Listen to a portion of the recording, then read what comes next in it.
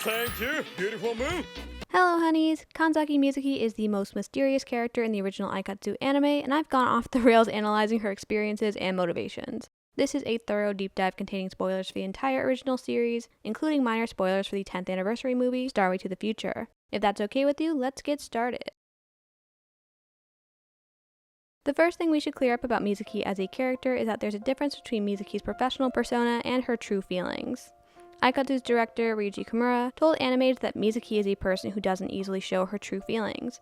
In an interview about the Aikatsu movie, series scenario writer Yoichi Kato said that the core of Mizuki's drama is content that may be difficult to read for children. It feels like I'm writing about my past self who was depressed and my future self who might be depressed. And Mizuki's voice actress, Kotobuki Minako, has pointed out the gap between what is considered normal for a girl Mizuki's age and the idol image that Mizuki portrays. We also know from director Kimura that Mizuki is based on a character from the 70s Aim for the Ace franchise. That character is Ryuzaki Reika, star of the school tennis team and idol of the series protagonist. The first 2 seasons in Aikatsu are loosely based on the relationship between Reika and the protagonist in Aim for the Ace. Reika is a second-year student referred to as a queen who has never lost, and she has a very similar personality to Mizuki.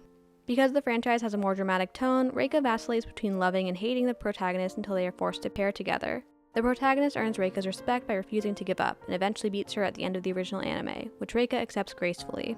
In the Aikatsu official guidebook, director Kimura says, "I thought about depicting Mizuki being jealous of Ichigo's rising fame.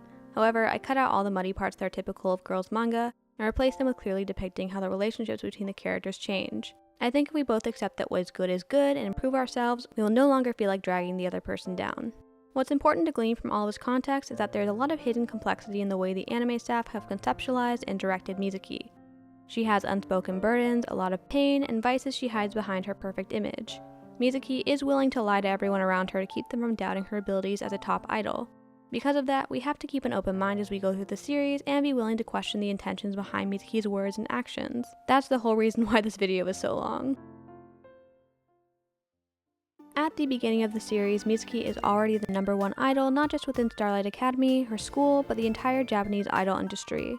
She is a second-year middle school student, but she rarely attends classes because her schedule is full of various idol jobs. She's a singer, actress, model, TV personality, brand representative, and more. But in order to understand her better, we're going to rewind in chronological order to get the full picture of her career.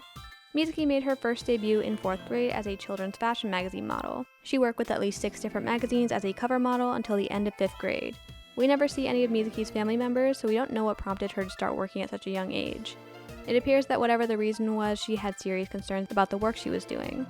She says, "I had a lot of worries then, about where my path was taking me and about what I should have been doing. I even considered leaving the entertainment world completely." These concerns resolved themselves when Mizuki's agency gathered its young talent pool for a concert footage screening. The concert was old, from somewhere between the 1980s and the 1990s, and featured the retired idol duo Masquerade. Still, Mizuki says, "They stole my heart right then and there. I could see the joy on their faces even behind the masks. I could tell just how much they loved to sing and dance. Seeing them like that filled me with such bliss that I was able to stand up once again. That's when I decided to become an idol, just like Masquerade." Mizuki's word choice and the context around this first impression are interesting. What Mizuki is drawn to in Masquerade is their joy. Even behind a mask, their joy is what shines through in their performances. Watching people express that kind of passion was different from what Mizuki had seen in her life up to that point, which implies that she had grown up in a more reserved environment. Her fellow child models didn't possess that kind of passion, and we can logically assume that Mizuki didn't have it either. Instead, she had an ability to be focused and professional enough to secure work for herself, even as a young child. And with a passionless work ethic as her only strength, we can understand why she would be worried about herself and her path in the entertainment industry. Mizuki does end up quitting her modeling agency, but now she has a sense of purpose. Because she is still so moved by Masquerade even days after seeing their concert footage, she looks for more information on them. She discovers that while Masquerade member Mia has disappeared from public life, her partner Hime now works as the head mistress for Starlight Academy, a combined boarding school and talent agency for young idols. She also discovers that Masquerade's choreographer Johnny works as a teacher there. Mizuki sets her sights on Starlight Academy as soon as she realizes that it will bring her closer to her newfound idols. She craves passion and perhaps an escape from her life so far, so she puts everything she has into convincing Johnny to train her. She waits outside of the school gates and follows him relentlessly, begging him to give her a chance. Eventually, he gives in to her request and begins to give her lessons in secret. As his student, Mizuki is introduced to Johnny-style training. He first teaches her how to smile and be as expressive as possible. Since Mizuki is such a serious kid, Johnny puts a lot of emphasis on breaking her out of her rigid exterior. Mizuki finds this freeing and commits herself to her training in order to get closer to her goal of becoming an idol. As innocuous as smiling and self-expression seem at first glance, Johnny's lessons hold a deeper meaning and demand a high tolerance for pain. He tells his students, no matter how much pain you're in, you have to smile on stage. Performance is life itself. In one's life, a person will face happiness, sadness, and adversity. People express different emotions at each of those times. It is your job as idols to convey those emotions from the stage to your audience. Express with every part of your bodies. Express with your very being. One interpretation of this advice is that you should tap into your own experiences and feelings in order to bring them out on stage. However, Mizuki appears to have taken Johnny's performance is life itself motto very literally. As part of her training, Johnny would give her bitter health smoothies that Mizuki learned to drink unflinchingly. She later says that this taught her to become an idol who can laugh through the bitterness. If you can do that, she concludes, you can make everyone happy. Because Mizuki's base personality is so serious, learning to express herself with her entire being pairs naturally with smiling through pain. If she wants to express happiness, she'll express happiness no matter how unpleasant her actual feelings are. And doing so isn't just a choice, it's a responsibility to the people she wants to admire her. Mizuki believes that fans expect a smiling, happy idol, so she works hard to perform the role of a smiling, happy idol for them. This training is the reason that Mizuki has such a perfect idol persona. By the logic she inherits from Johnny, it is her job to smile regardless of the circumstance. Performance isn't just for the stage, performance is for every day of your life. And that much performance takes constant work and constant improvement to sustain. Despite her hard work, there is one thing that Mizuki can't accomplish through effort alone. One thing that firmly separates her from her goal of matching Masquerade's joyful performances: a partner. While Mizuki trains during her 6th year of elementary school, she forces herself into the shadow of a duo. Part of Masquerade's appeal isn't just their joy, it's their chemistry and the strength of their relationship. As long as Mizuki idolizes them, she will always try and fail to live up to the dynamic created by two very passionate people. Because of this, Mizuki begins to look forward to her enrollment at Starlight Academy. As a school run by Hime herself, Mizuki is certain that she'll be able to meet a partner amongst her future classmates. When her enrollment date finally arrives 1 year into her training, Mizuki is excited to finally begin her idol career. She is nervous about her debut, but her singing and dancing skills are praised as perfect despite her inexperience. In order to start building her fanbase, she becomes the Pom Pom Crepe campaign girl, a brand representative position known for scouting rising stars. She then participates in the Fresh Girls Cup, a tournament to challenge the school's current top student, the Starlight Queen, and ends up winning. The timeline is a bit fuzzy after that, but in her first year, Mizuki becomes one of the top 8 students and wins the official Starlight Queen Cup in the fall to become the Starlight Queen herself. She also enters her first group audition with 3 of her classmates, who is at such a high level that they can't keep up with her. Mizuki quickly becomes so popular that she gets her own dedicated manager, Tsukikage Honoka, who works for the school. She starts getting job offers directly and no longer has to attend auditions, separating her from the rest of the student body who still have to compete amongst themselves for opportunities. It's been confirmed by the Aikatsu official guidebook that Honoka met Mizuki before her debut, making her one of the few people who has directly witnessed Mizuki's rapid rise to fame. Throughout the series, we see that Mizuki has some lingering sadness and even bitterness about the gap between her skill level and that of her peers during her first year. Mizuki trained so hard because she saw Masquerade as the standard to meet, and with Johnny as her only window into the idol world, she assumed that her training was the industry standard. From her perspective, there was no reason that she would be seen as special. In fact, there should be a sea of girls just as skilled and passionate as she was. Instead, she was disappointed by the reality of Starlight Academy almost immediately. There was no partner for her there, despite the year of intense work she put into being worthy of one.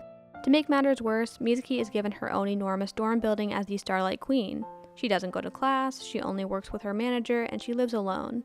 Even if Mizuki wanted to make friends, there is no time and no place for her to do anything but perform as top idol in every moment of her life. She watches her classmates struggle through their budding careers from a distance, and assumes that they must dislike her for surpassing them so quickly.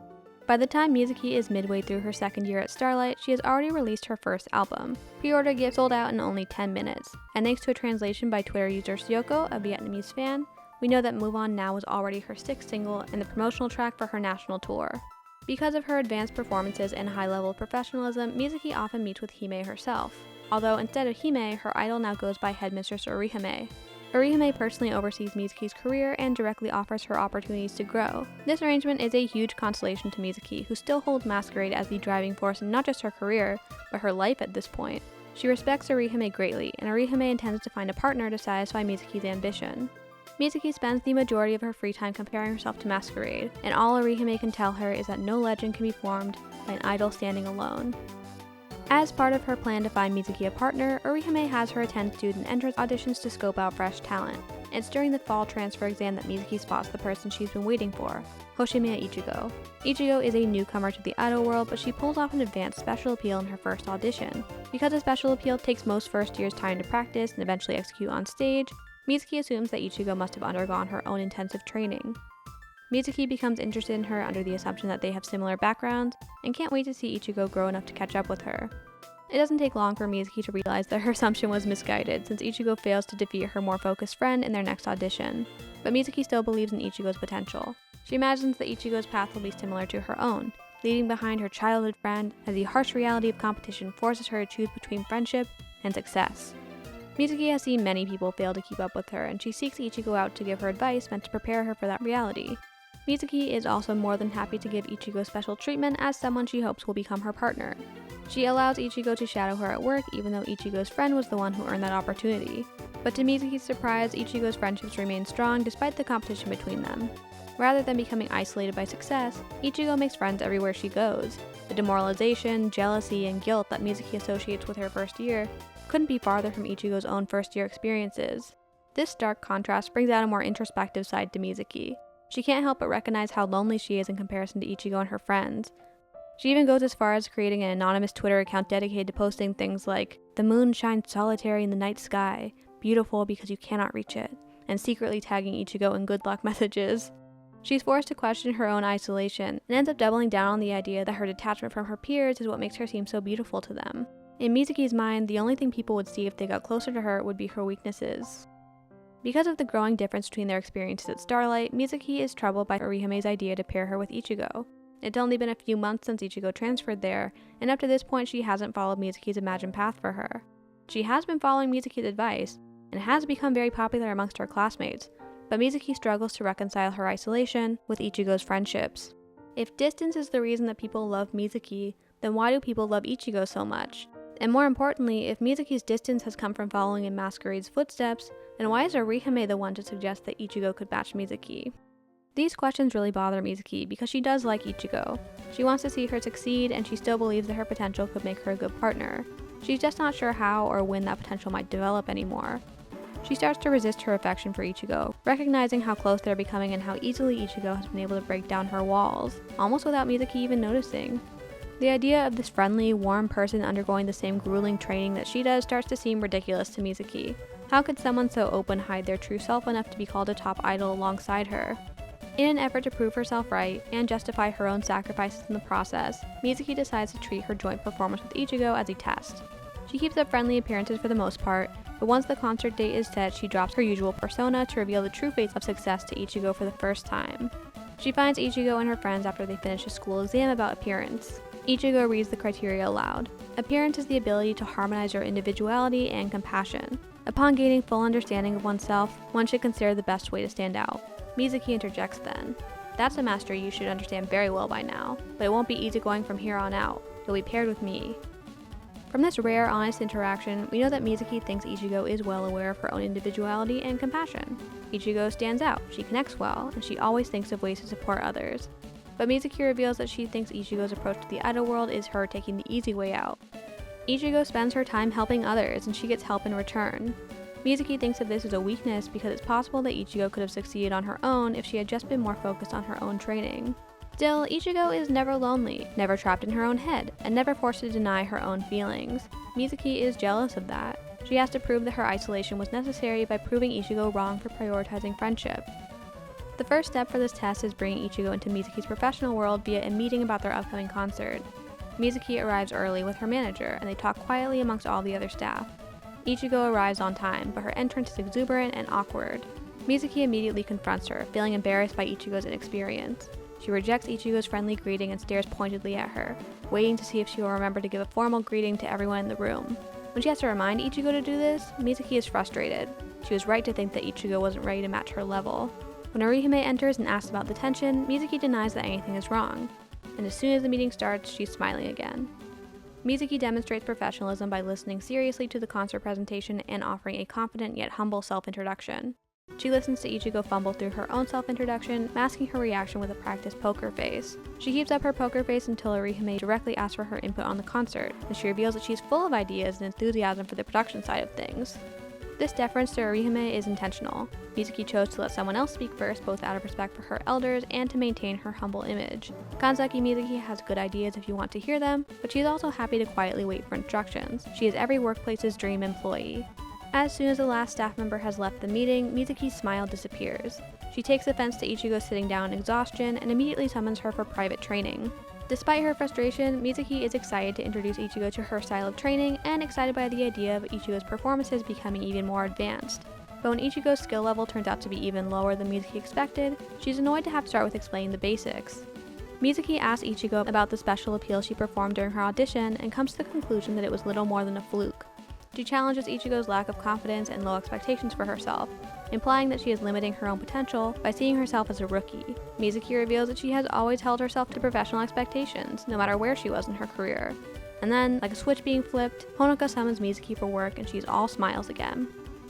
Mizuki doesn't have any more time to train Ichigo herself, so she's forced to trust that Ichigo will work hard to master her training. She has her manager call Ichigo's friend to check on her, and gives Ichigo the benefit of the doubt that she has put in her full effort. Mizuki decides that all she can do is move forward, and she does her best to encourage Ichigo before rehearsal.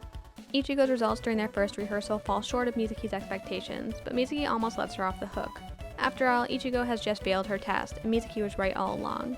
It really is only possible to tolerate such high expectations when you don't let anyone see your weaknesses, and you put everything you have into becoming self-sufficient rather than allowing others to help you. She greets Ichigo with a smile and even praises her before noticing that she looks upset. Ichigo says nothing is wrong, but Mizuki knows that lie too well. She pushes her to communicate her true feelings and is excited to hear that Ichigo has begun to share her predominant emotion, frustration. She reveals to Ichigo in another rare moment of honesty that she feels frustrated by her own limits every day. And this makes sense because Mizuki can never fill the shoes of Masquerade by herself. Mizuki is surprised when Ichigo smiles and takes her hands, not expecting her to be so affectionate after everything Mizuki has put her through. But when Ichigo pairs this friendly action with praise for Mizuki and a vow to meet her expectations, Mizuki begins to see why Orihime has so much faith in her. If Ichigo can win over anyone, even Mizuki, then her collaborative approach to idol work may be stronger than Mizuki gave her credit for. Despite nearly giving up on Ichigo before the concert had even begun, Mizuki realizes that the test will have to continue. On the day of the concert, Ichigo is still unable to meet Mizuki's expectations during rehearsal. This is already frustrating for Mizuki, but when she sees staff taking pity on Ichigo, she's upset enough that she forgets to put on her usual professional persona. She corrects the staff harshly and dismisses their concerns by promising to cover for Ichigo if anything goes wrong on stage.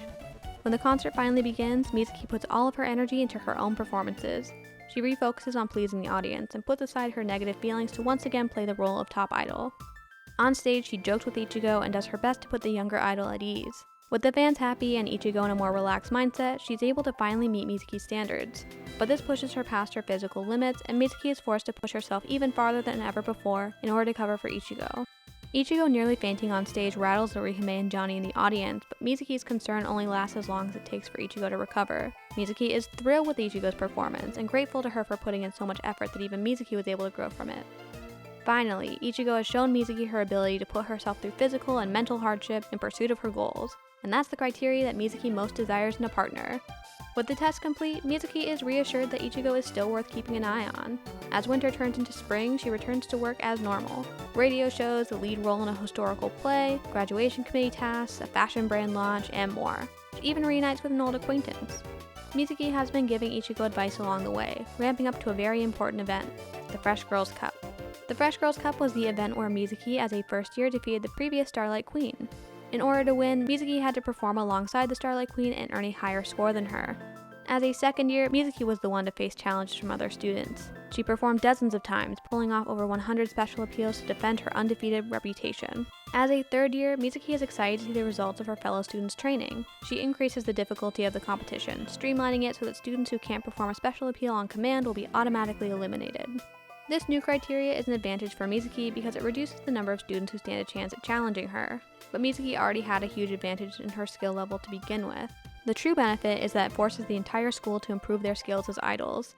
Mizuki has shown her disappointment in her peers before, but it's clear that she views the idea of the competition to be a waste of time if there's such a huge gap between her skill level and that of her challengers.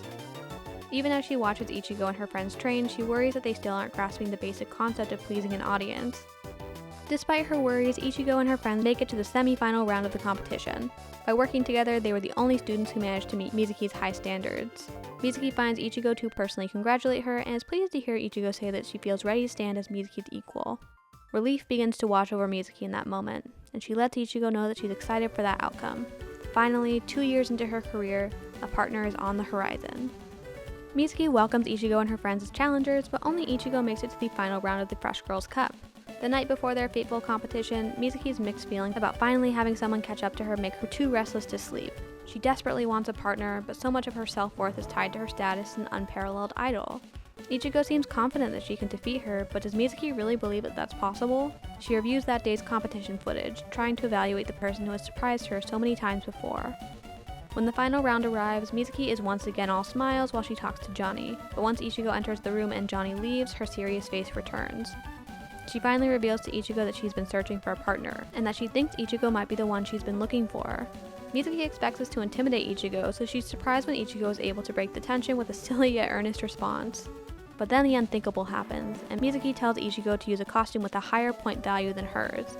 Mizuki could use a higher value costume, but she wants to guarantee that Ichigo has a chance at beating her. It's Mizuki's biggest concession we've seen so far, and even Ichigo is shocked that Mizuki would grant her an advantage. After all, it was only a few months ago that Mizuki insisted that lowering her standards for Ichigo would mean lowering standards for herself.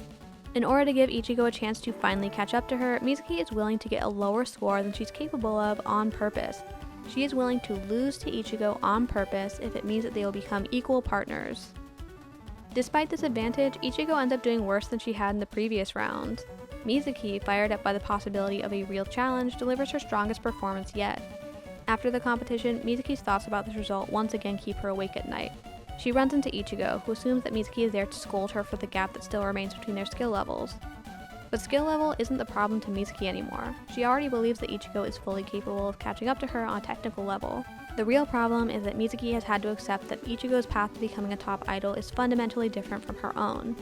Mizuki is a conqueror. She's driven by competition and a desire to maintain her dominant status. But it isn't a love for competition that drove Ichigo to the final round of the Fresh Girls Cup. It was a desire to grow alongside her closest friends. Ichigo is a collaborator. If Mizuki shines like the moon, distant, cold, and always changing, then Ichigo shines in a completely different way. Warm, constant, and nurturing. Just like the sun. Mizuki finally understands that she doesn't have to prove Ichigo wrong. Ichigo can lose a competition and still make it to the top of the idol world. Winning isn't everything to her because she will always win the love and respect of the people around her, solely by the virtue of her hard work and loving nature. This revelation doesn't completely disqualify Ichigo as a potential partner in Mizuki's mind, but it does raise a lot of doubts. Mizuki still values her independent, isolated lifestyle because it fosters her competitive drive. But the revelation is also a bit of a relief, because Mizuki realizes how close she came to having to make a huge decision about her future. Mizuki's doubts about her compatibility with Ichigo are strong enough that she decides to take her fate into her own hands. She has made it all the way to her third and final year at Starlight Academy, and no perfect partner has appeared. From Mizuki's perspective, she has done everything up to sacrificing her own values to try to fit into the kind of partnership that Masquerade had. Maybe, she begins to think, a partnership isn't for her. Maybe no one person at Starlight Academy could ever hope to catch up to her.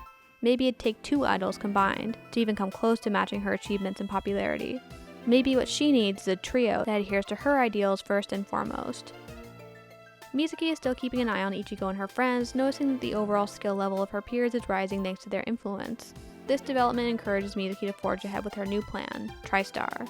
Unable to decide on any of her fellow students as potential group members, Mizuki designs the group concept around her own image. 3 idols who each have the strength to shine alone. She imagines them as a polished, professional unit who don't necessarily have to have a personal connection to one another. She's essentially looking for experienced co-workers. With this criteria in mind, Mizuki arranges an audition for the group with Orihime. Her manager, Honoka, worries that Mizuki judging the audition herself will further isolate her from her peers, who may resent Mizuki for rejecting them. But although this possibility saddens Mizuki, she has long accepted her own loneliness and the idea of upsetting the people around her. She says, "I'm prepared to do it. I want to take in everyone's feelings myself." Mizuki hasn't been around her classmates enough to know how they feel about her beyond a vague sense of competition. She expects this audition to bring up old wounds from the people who grew up in her shadow. If any negativity comes of that, then Mizuki is willing to accept the harsh reality of her neglected relationships. Prepared for this to be both a physical and emotional test, Mizuki faces the entire student body as the TriStar audition begins. The first round of the audition is a wipeout-style obstacle course with a heavy emphasis placed on physical fitness and willpower. Each obstacle has additional levels of difficulty to simulate the unpredictable nature of the entertainment industry. To Mizuki's disappointment, the vast majority of students are unprepared for these challenges. She introduces a special pass system that will allow anyone who impresses Mizuki to skip the rest of the challenges and go straight to the next round of the audition. In theory, this should encourage everyone to present their best selves at every point in the competition in order to win Mizuki's approval faster, but she's disgusted by their continued complaints instead. When the obstacle round ends, Mizuki addresses the small number of students who are left: Ichigo, 4 of her friends, and the 3 classmates who had joined Mizuki's one and only group audition as a first year. She praises their effort, but gives a backhanded compliment when she says that she has seen the strong will hidden behind their suffering faces. In Mizuki's eyes, of course, a strong will is shown by a smiling face rather than a suffering one. The next round requires all candidates to perform a cover of TriStar's debut song. This is meant to be the final round, but Mizuki isn't satisfied with the results she's seen so far. She eliminates 2 of Ichigo's friends and arranges a follow-up round to evaluate the remaining 6 potential group members. However, a surprise applicant literally falls from the sky when Ichinose Kaede parachutes onto the audition stage. Understandably, this dramatic entrance and Kaede's friendly greeting surprise Mizuki. Kaede is a Japanese-American idol whose industry experience stretches back to her early childhood. Mizuki is skeptical of her motivations for joining TriStar, but Kaede's extraordinary audition tape quickly wins her over. She finally gets to use her instant pass system to approve Kaede to join the follow-up audition round the next day. Despite Mizuki's claims that this follow-up audition would be the final round, Mizuki can still only pick Kaede as a TriStar member. It's an easy choice. Kaede is practically a stranger and objectively very experienced as an idol. She isn't bogged down by any complicated Starlight Academy history, and she isn't intimidated by Mizuki. At least at this point, Kaede is just as detached and accomplished as Mizuki is, and that allows Kaede to prioritize the job of entertaining her audience. Mizuki praises the other 6 candidates' performance, but eliminates her 3 former classmates. To her surprise, they thank her for the opportunity and show her that they actually appreciate her for setting such a strong example. This is a huge relief to Mizuki, who excitedly thanks them for taking the audition before they leave the stage. Now the candidate pool for the last TriStar member is down to Ichigo and her 2 closest friends, Kiria Aoi and Shibuki Ran. The 3 of them have been so unified on stage that it's been impossible for Mizuki to pick one of them that stands out more than the others. What's clear to her though is that they have all become highly skilled as idols. Their potential value to TriStar is undeniable. Unfortunately, Mizuki's indecision poses a serious risk to TriStar's professional reputation. Despite the members being undecided, the group schedule has already been booked out years in advance based on Mizuki's popularity alone. With the competition extending another day, Kaede is sent overseas to cover TriStar's promotional obligations. Mizuki is forced to settle on her final criteria, an inability to fail. In order to evaluate this vague quality, Mizuki turns the final audition round into a live broadcast interview. Ichigo is up first, and Mizuki is looking to confirm a suspicion that's been growing in her mind. Ichigo is flustered at first, but talking about her friends puts her at ease. Mizuki asks her about Aoi and Ran, looking for any trace of Ichigo's elusive competitive spirit. But Ichigo essentially sees the audition as a group activity based on a shared dream. She has no reason to see her friends as competitors, and Mizuki is able to confirm her suspicions that Ichigo would be happier staying with them. Next up is Aoi. As Ichigo's childhood friend, Mizuki mostly wants to know if Aoi is just as attached to her friends as Ichigo is. When the first thing Aoi says is that she's happy that the 3 of them could make it to the final round together, Mizuki has her answer. She enjoys Aoi's intelligence and humor, but ultimately doesn't have a need for Aoi's strength in research and industry knowledge. Mizuki's own extensive knowledge is already augmented by the resourcefulness of her manager. When Ran's interview begins, she is already Mizuki's last hope. If Ran turns out to be just as focused on her friends as Aoi and Ichigo, then Mizuki will have to make a very difficult decision in separating them. Mizuki bases her questions for Ran on Ran's childhood modeling background, and to Mizuki's relief, Ran gives her exactly the individualistic answer she was looking for. Not only does Ran claim that she will retain her individuality no matter who she's paired with, she matches Mizuki's serious professionalism perfectly. Clearly, Ran is the right choice. TriStar will be composed of 3 idols who have the strength to shine alone, backed up by the experience granted by childhood spent in the entertainment industry. A final performance round ends the competition, and Mizuki officially selects Ran as a 3rd TriStar member. They leave immediately to begin 20 straight weeks of promotion. They will be even busier than Mizuki's solo career was, living exclusively out of hotel rooms as they travel constantly between jobs. This is incredibly exciting to Mizuki because it's the most growth she's experienced since her initial rise to fame. TriStar even has a Hollywood debut plan despite being a brand new group. It's not the partnership Mizuki originally wanted, but the dramatic success is irresistible. However, after TriStar's debut concert, something is clearly wrong with Ran. Mizuki and Kaede are proud of their performance, but Ran silently hangs back and disappears during their break time. Mizuki notices but doesn't interrupt her. She doesn't know Ron well enough to comfort her, and she'd only be jumping to conclusions if she expressed concern over something so minor. Instead, Mizuki starts observing Ron more closely. When Starlight Academy announces Ichigo and Aoi will be forming their own unit, Mizuki and Kaede are watching the news together on their commute.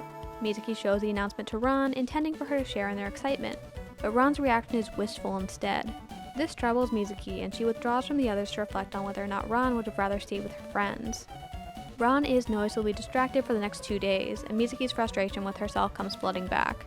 Kaede is loving the Tri-Star life, but Ron's obvious unhappiness forces Mizuki to seriously question her own judgment. There have been hundreds of students fighting for the chance to stand in Ron's place, so how did Mizuki end up choosing someone who preferred Ichigo over her? She doesn't blame Ron for this, but she still can't help taking out some of her frustration on her. She tries to ask Ron if she's okay, but it comes out as more of a challenge. And when Ron tries to placate her by denying that anything is wrong, Mizuki implies that Ron is insulting her by lying. Mizuki takes some time to herself to calm down and does her best not to jump to conclusions. Ron's unhappiness could be due to a lot of different factors, and maybe what she needs is Mizuki's support. When Honoka tells Mizuki that Ichigo and Aoi are working nearby, Mizuki makes sure to tell Ron and suggests that they finish work quickly so Ron has time to visit them. However, Ron quickly disappoints Mizuki again. She makes a mistake that forces them to work even longer, and Ron loses the opportunity to see her friends. From Mizuki's perspective, this is confounding. She has just told Ron that they should work quickly on Ron's behalf, so why was Ron the one who lost focus enough to ruin that supportive gesture? She expresses her disappointment to Ron and leaves her alone. When Ron is late getting ready for their next schedule, Mizuki goes to look for her and finds her crying over gifts from Ichigo and Aoi. Mizuki doesn't interrupt, and finally concludes that Ron should have stayed with her friends from the beginning if leaving them behind hurts her so much. She goes back to tell Honoka and Kaede to give Ron a little more time, and Ron finally rejoins the group. Mizuki is disappointed in herself for the situation, and even Kaede notices that she's upset. To make matters worse, Ron apologizes to her, and Mizuki's frustration once again gets the better of her as she snaps, "You don't have to apologize. It's not like you're doing this for me, right?" This comment has multiple layers to it because it's another rare insight into Mizuki's honest thoughts. She doesn't blame Ron for being chosen. Mizuki is logical enough to know that Ron entered the audition with these same intentions as everyone else. Mizuki was the one who didn't evaluate her properly. Mizuki was the one who made such a huge mistake, at least from her perspective. We see Mizuki accept the possibility of hurting people indirectly over the course of the show, but this is the first time when she has felt directly responsible for someone else's ongoing suffering. And it turns out that Mizuki doesn't like hurting people. Despite claiming indifference, she cares a lot about others' feelings and doesn't know how to comfort them or communicate the fact that she feels guilty. Instead, we've seen her internalize these neglected relationships and struggle against her own repressed feelings to the point that she sometimes just explodes. But when Mizuki says, "It's not like you're doing this for me, right?" there's another layer of jealousy that's going unnoticed. Ron is rejecting Mizuki by focusing so much on her friends. Mizuki doesn't usually let anyone reject her. She either avoids people she thinks might dislike her, or she puts in as much effort as possible to guarantee that she'll be accepted. Despite insisting that the relationships between Tri-Star members are purely professional, she wants close relationships with her group members. She still wants a real partner. But Ron wants Ichigo, Ron wants Aoi, she wants her real friends, not Mizuki. Mizuki could never be enough for her, and some of that pain slips out in her outburst. Mizuki has to do a lot of reflecting after this. Obviously, she still feels quite lonely despite Kaede being there to share her excitement. They're still mostly just coworkers, and when Kaede invites Mizuki out to dinner and is about to invite Ron, Mizuki stops her. She finally explains to Kaede that Ron needs some space and admits that she made a mistake by selecting Ron as Tri-Star's third member. She drafts a response to formally release her from the group. "Dear Ron, I've decided. I don't want to rain on your heart any longer. I'm removing you from Tri-Star. You deserve to be able to shine under the sun. I nearly tossed your dream aside to accomplish my own. I'm sorry. I'll always be watching you from the night sky. Even if our paths differ, let's both shine together in the same sky." Mizuki ends up sending this message as a text instead of going to speak to Ron directly. Maybe there's a benefit to not interrupting Ron's privacy at this time, but by avoiding a direct confrontation, Mizuki reveals her own emotional immaturity. Her message is comforting, but final. It's not even a conversation. Mizuki is sorry, but that written statement of her own faults is as far as she can go. She still can't let anyone see her weaknesses up close. She still has to hide them behind a mask, this time in the form of a phone screen. Her message also shows that she's drawn a line between herself and Ichigo's warm, sunny world. She's decided that she will live as the moon and maintain her distance from everyone. She sees her desire to claim a piece of Ichigo's world as selfish.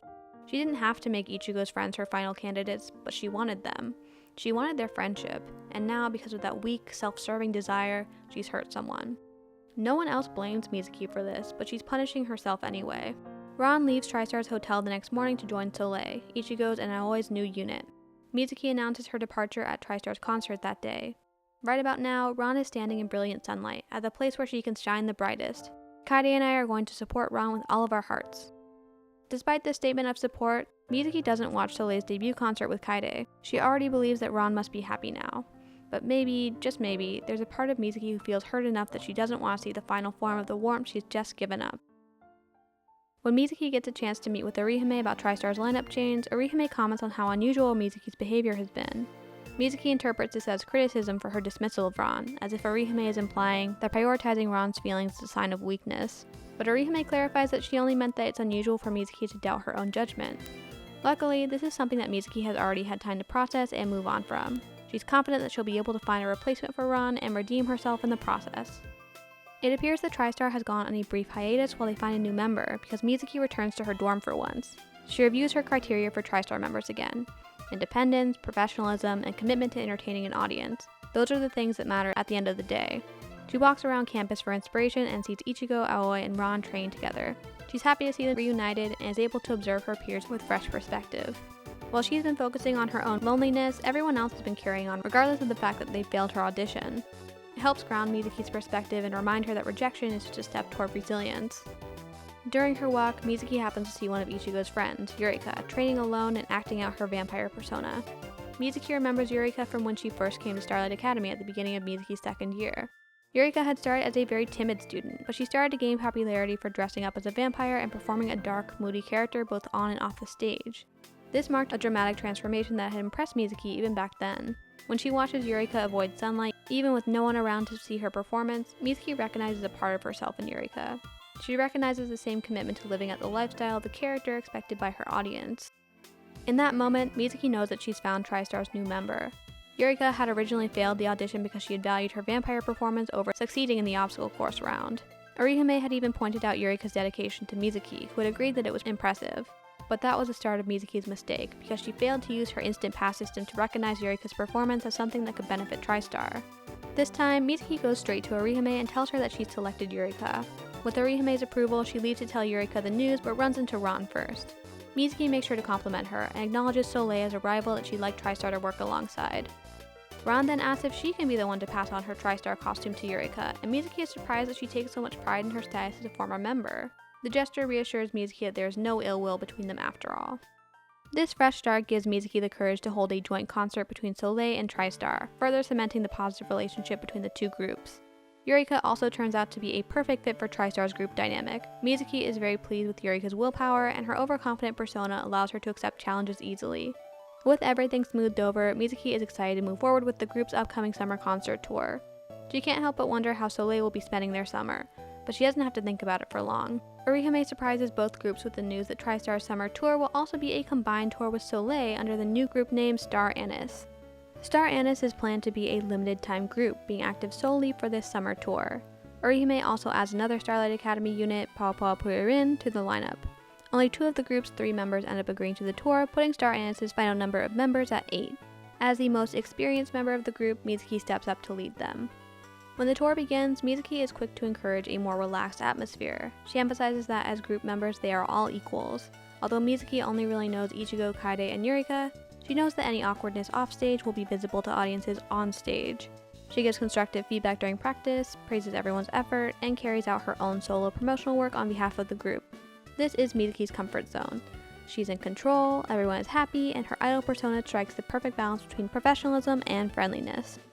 What's not part of Mizuki's comfort zone is group downtime. She's used to spending her free time alone and has only recently been getting used to spending time with her TriStar members. Now she'll be traveling full-time with 7 other people who she realizes are already close with each other. This is her first opportunity to fully immerse herself in the warm atmosphere that Ichigo and her friends have created together, and she's nervous that she won't be accepted. She asks Honoka to assign her to the same hotel room as everyone else, but hesitates when she returns home from work in the middle of a rowdy pillow fight. She hovers outside the door in an effort to collect herself. Everyone is having fun and relaxing together, but Mizuki worries that her serious personality will ruin the mood.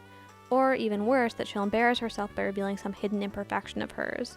When everyone suddenly comes out to greet her, she gets flustered when they're surprised to hear her express her insecurity. This ends up being completely fine though. The group welcomes her in and she is happy to spend time with them. In the midst of the exciting atmosphere, Star Anise is nervous about an incoming typhoon that threatens to cancel the first stop on their tour. Everyone copes with the stress differently, and Mizuki has an opportunity to observe every member's unique personality and dynamic with each other. The next morning, the typhoon threat has passed and Star Anise prepares for their debut concert. However, a surprise blackout nearly forces the entire stadium full of fans to leave in a last-minute cancellation. When the fans begin chanting in support of the group, Mizuki rallies her members to entertain them using improvised variety segments. By coordinating everyone's personalities and talents effectively, she's able to buy enough time for the power to be fixed. For the rest of the tour, Mizuki serves as a great leader. She gets along with everyone and enjoys spending time with them, she's happy to interact directly with fans, and she's proud of everything Star Anise is able to accomplish together. But with the end of the tour comes everyone's disappointment with having to go their separate ways. Mizuki watches the Soleil members banter with each other and realizes that she'll miss them all too. When Orihime reveals a surprise final stop on their tour, a small cruise ship with 100 lucky fans aboard, Mizuki handles it as a condensed version of one of their concerts. But when Orihime shows that their schedule actually includes a series of activities designed for them to interact with fans directly, Mizuki shifts gears. Orihime wants to see them all demonstrate their authentic relationships with their fans, so Mizuki's first order for the group is to end their group activities. The cruise isn't meant for them all to make memories together, it's meant for them to make themselves available to the people who support them. After this meeting, Honoka summons Mizuki to talk about the TriStar's next promotion, and Mizuki takes a moment to acknowledge that Star Anise's time is almost up. It's the end of a very special summer of camaraderie and friendship, the first one she may have ever experienced. But as usual, she is quick to put on her idol smile and head off into the next chapter. The cruise goes smoothly with Mizuki split between her role as leader, her meetings with fans, and her usual work that still needs to get done. During their final pre-performance meeting, Mizuki asks if anyone has any regrets and is surprised when Ichigo says that she does. Ichigo gives a heartfelt speech about how much she's learned through the experience and how grateful she is to Mizuki for being a good leader. It gives Mizuki a confidence boost and reassures her that the relationship between the Star Anise members has grown in a meaningful way. When the cruise ends, marking the final ending of the Star Anise summer tour, the three groups all split up. When they get back to school, they still take time to hang out together, and Mizuki even helps one of Palpo Purin's members with a movie audition. Ichigo tells her that she's thinking of challenging herself in a similar way, a sentiment that Mizuki encourages. As a reward for all of their hard work, Orihime grants the Star Anise members a day off at a water park together. Unfortunately, Mizuki ends up having to work this day anyway. She's doing re-recordings for a radio show, and when the staff apologize for the inconvenience, she lies and says that she didn't have plans. No matter how much Mizuki might want to relax with everyone, she'd never make an employer feel awkward about making requests of her. She texts Aoi to apologize and say that she'll be late, and gives the radio show her full attention. When they finally finish recording, Mizuki is on her way out when the staff ask her to stay and sign autographs. Mizuki agrees, but Honoka interjects on her behalf and asks to take the materials on the road. Mizuki is surprised that Honoka is in such a rush to get her to the water park, but Honoka explains that the Star Anise members have been calling to check on her throughout the day. Honoka suggests that she should make one last memory with her group, and sign the autographs on the way. Grateful, Mizuki happily jokes that they'll turn out messy, and Honoka jokes back that they'll just make them unique. One thing we should note about Honoka here is that she serves as a mirror to Mizuki. Like Mizuki, she is serious, admires talented people, and cares about those close to her. If Mizuki wasn't performing as the happy top idol, she might come across very similarly to Honoka. Honoka says the things that Mizuki isn't allowed to say. She can be harsh, she can set rules, and she can say no. She's a very important part of Mizuki's support system and keeps her from becoming overwhelmed. When Mizuki finally joins Star Anise at the water park, she immediately notices the crowd of fans nearby. Unable to resist the expectations of an audience, Mizuki suggests that the group puts on a secret performance for them. Unfortunately, the water park is almost ready to close for the day, and the performance uses up the last of their time. But Honoka is able to save the day by convincing, aka paying, the park to stay open for another 30 minutes. It's a small consolation, but Mizuki is happy to finally spend time with her friends in a casual setting. When she finds herself alone with Ichigo, Mizuki opens up to her. It was a blast getting to sing with you again. The brighter the moon shines, the less you can see the stars around it. I expected to feel lonelier, but right now I'm happy. I'm so glad we formed Star Anise. Ichigo suggests that it doesn't have to end and expresses desire to be with Mizuki again, even outside of Star Anise. Mizuki agrees, but imagines their reunion as a vague someday. She asks Ichigo if she remembers Mizuki telling her to become the sun. When Ichigo expresses confusion about what that means, Mizuki explains. I realized it as I watched you. You and I are different. We shine in different ways, but you're still lacking. That amount of radiance can't overcome the moon. We can't shine in the same sky. Ichigo responds with another vow to catch up to Mizuki, and she happily replies that she'll be waiting. With this conversation, Mizuki is able to resolve her feelings toward Ichigo. She's decided that as much as she once desired her as a potential partner, Ichigo has found her place with people who love her. Delay offers Ichigo support that Mizuki would never have been able to provide. Mizuki also reveals that she had expected to overshadow the other Star Anise members, and that experience would have felt very isolating to her. but instead she was able to blend in with everyone and be accepted by them. She's never belonged to a group in such an emotional way before, and that outcome changed her perspective on herself and others for the better. Mizuki may be letting go of Ichigo in one way, but in another she's found a way to reach out to her. She's figured out how to get close to people. She's figured out that a personal connection is worth prioritizing and fighting for. She still challenges Ichigo on a professional level because at her core she's still a competitive person, and in this way she turns Ichigo from a potential partner into a potential rival. A rival who she can still trust with all of her hopes for the future. With the end of summer comes the arrival of fall and the Starlight Queen Cup. Unlike the open format of the Fresh Girls Cup, which allowed any student to challenge the Starlight Queen, only the top 8 most popular idols can enter the Starlight Queen Cup. And thanks to their summer tour, the members of Star Anise are Starlight Academy's 8 most popular idols. Mizuki welcomes them as challengers, looking forward to the competition. However, Mizuki's mind has begun to wander. Star Anise made a big impact on her, and she enjoyed the way her role as leader allowed her to focus on bringing out the strengths of others. It was her first taste of collaboration, and she's drawn to the new possibilities that have opened up for her thanks to her changing mindset. She wants to change on a more fundamental level, but she's not sure how. Thanks to an Animage interview with director Kimura, we know that this is when Mizuki meets someone who will become very important to her, Natsuki Mikuru. As life returns to normal for the Star Anise members, Mizuki is holding a solo concert. Inspired by all of the changes that have occurred in her life recently, she wants to present a new side of herself on stage that day. She decides to express this through her costume, but she can't decide on the pieces because she's still stuck in her old preferences. Inspiration suddenly strikes in the form of Mikuru, a flower delivery girl with a bold, friendly attitude. She's only there to drop off a floral arrangement, but she takes an interest in Mizuki's costume options. Honoka tries to stop her from interrupting, but Mizuki is willing to take a chance on her confident claims. Mikuru appears to be a fan of Mizuki, but she doesn't seem intimidated by her at all. She puts together an outfit that surprises and impresses her, inspiring Mizuki's fresh new direction. Grateful for her help, Mizuki takes the time to get to know Mikuru a little better. She shows her around backstage, and they peek through the stage door at the audience. Mizuki opens up about how anxious her perfectionism makes her before each performance, which Mikuru can relate to. Mikuru shares that when she gets anxious about pleasing her customers, she focuses on narrowing down what would make them happy. This advice helps Mizuki refocus on her own fans' expectations. Sure, she has always been the happy, smiling idol for them, but there must be more she can offer them. After this encounter, Mizuki begins to seriously think about the direction of her career. She had exhausted Starlight Academy's most challenging opportunities years ago and had stayed in search of a partner. That search had failed. She had created TriStar to try to salvage her efforts, and although she is finally happy with the group's dynamic, it was quickly overshadowed by Star Anise in her heart. TriStar would always be a group where individualism was baked into the core concept. Star Anise had been a bigger group, but it managed to feel so much more intimate. Mizuki is forced to draw the conclusion that she really does still want a close partner. She still wants what Masquerade had. So if Starlight Academy, a school run by Hime herself, can't get Mizuki any closer to matching the brilliance of Masquerade's partnership, then why is she still there? Her encounter with Mikuru showed her that there were plenty of unknown people and experiences outside of Starlight Academy for her to learn from. Serendipitously, Mizuki receives a new kind of offer around this time. A woman named Yumesaki Tiara is preparing to open a new school for idols and invites Mizuki to its future campus to pitch a partnership between them. Tiara's background is in the IT industry, and she has an innovative idea for a school. Using state-of-the-art facilities, students will be able to move between 3 different tracks: idol performance, production, and design. Because Mizuki is Japan's #1 idol, Tiara wants her to serve as an advisor on training and the school's idol curriculum. Mizuki is very interested in this concept and sees a connection between her own recent experience with leading Star Anise and the production resources offered by the new school. It also helps that Tiara is a fellow fan of Masquerade and even worked as a staff member for their concerts. There turns out to be a lot of overlap between their interests and goals, and Mizuki recognizes the opportunity as a chance to raise brand new potential rivals. With so many benefits, Mizuki decides to leave Starlight Academy to work as an advisor for Tiara's new school, Dream Academy. As lucky as this opportunity is, Mizuki doesn't make her decision lightly. She has an immense amount of respect for Headmistress Orihime and all the prestige and history that she has built into both Starlight Academy and Mizuki's title of Starlight Queen.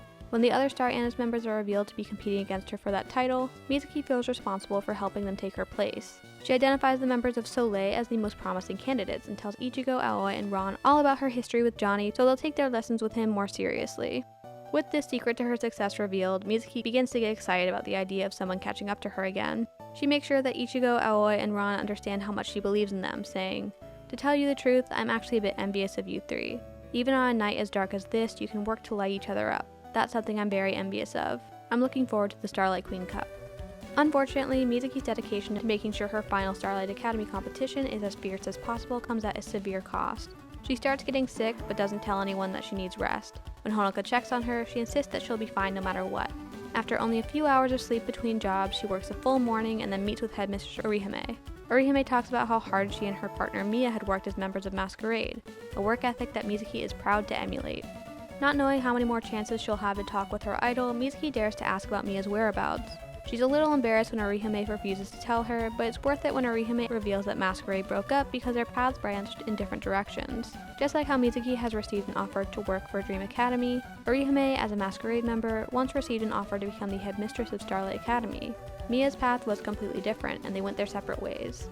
Orihime emphasizes that part of her justification for leaving Masquerade was that she would turn Starlight Academy into a top-class idol school. That is the reason for the high level of competition demanded by the Starlight Queen Cup, and the reason that Mizuki must work as intensely as possible with the event rapidly approaching. By attracting attention to Starlight Academy's most prestigious contest, Mizuki's effort brings public attention to the entire student body.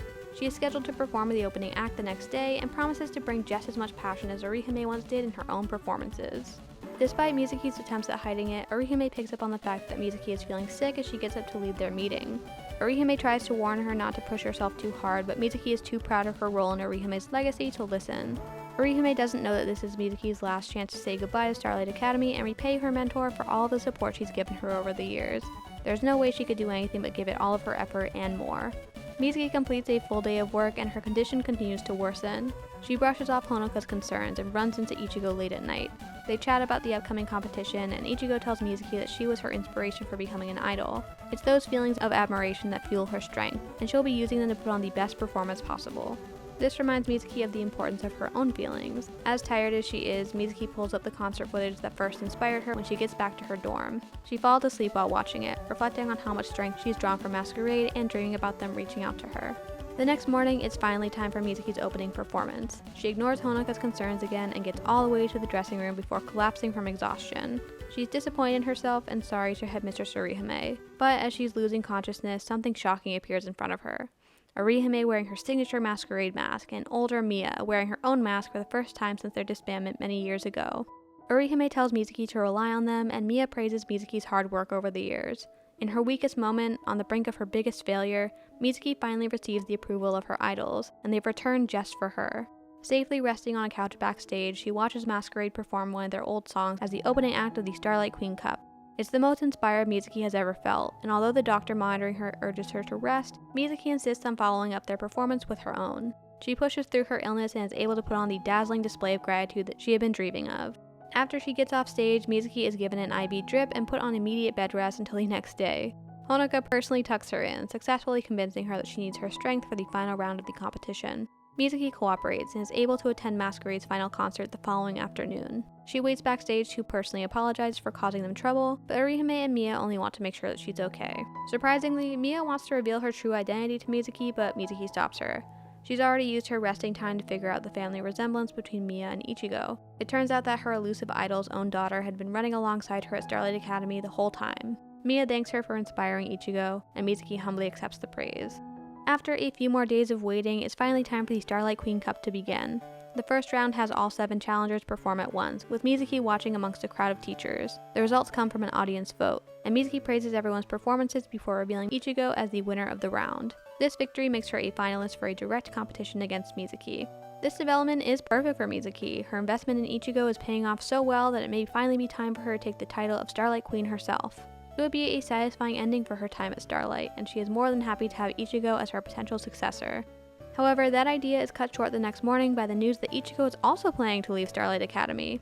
She'll be going to America regardless of the results of their competition that day. Somehow, Ichigo has managed to surprise Mizuki and interrupt her plans even at the very last minute. When they face each other before the final round of the Starlight Queen Cup, Ichigo expresses her immense admiration for Mizuki. Mizuki reciprocates her feelings. Unlike the Fresh Girls Cup, she reveals that she'll be using her highest value costume. No more holding back. Ichigo will be using a costume of equal value, and the fight is finally fair. Mizuki tells Ichigo, "I'm so glad I met you," and Ichigo replies, "Me too."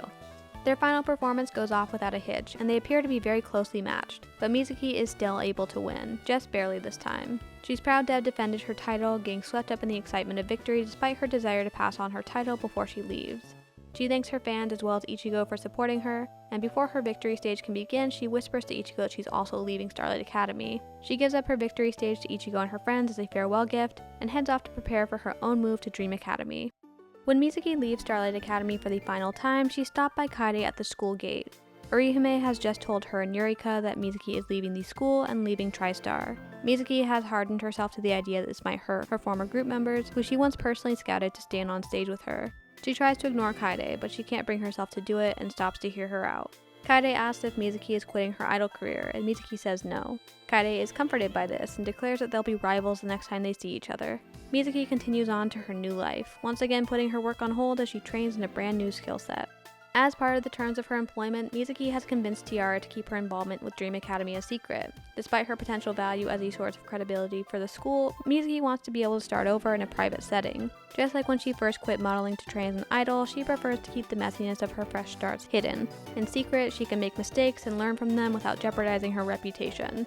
Months pass and Dream Academy opens to welcome its first students in the spring. Mizuki gets comfortable in her new role and she begins to feel inspired by Dream Academy's non-idol curriculum tracks, production, and design. By watching new students dive into their fashion design coursework, she starts to get ideas for ways to rebrand herself using the fashion brand she once launched as a base. But it's the production students that interest her the most. As future producers, these students take responsibility for training and managing students in the idol track. With so much support, the school's brand new idols are able to make rapid progress and quickly start working professionally. They grow so fast and burn so brightly that Mizuki starts to desire that feeling for herself.